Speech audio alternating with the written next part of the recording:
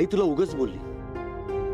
तू घरातली प्रत्येक काम करतेस, प्रत्येकाला सांभाळतेस, तरी बी आईने तुझ्यावर हात उगारलाय.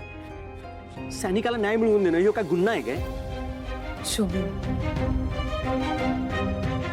मला काही सासूबाईंचा राग आलेला नाही. शुभू, मुळात त्यांचा राग माझ्यावर नाहीच आहे, परिस्थितीवर आहे त्यांचा राग.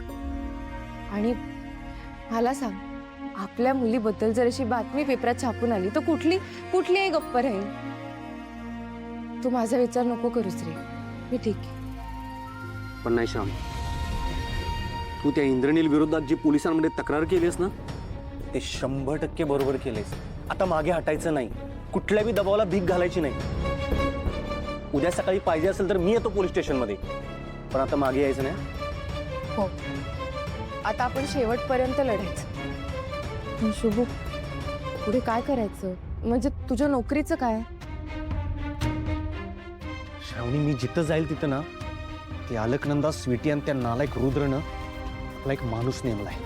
मी कुठल्या बी कंपनीत गेलो ना, माझ्या जायच्या तिथे एक फोन येतोय. मला साधी नोकरी मिळवू देत नाहीत ती लोक.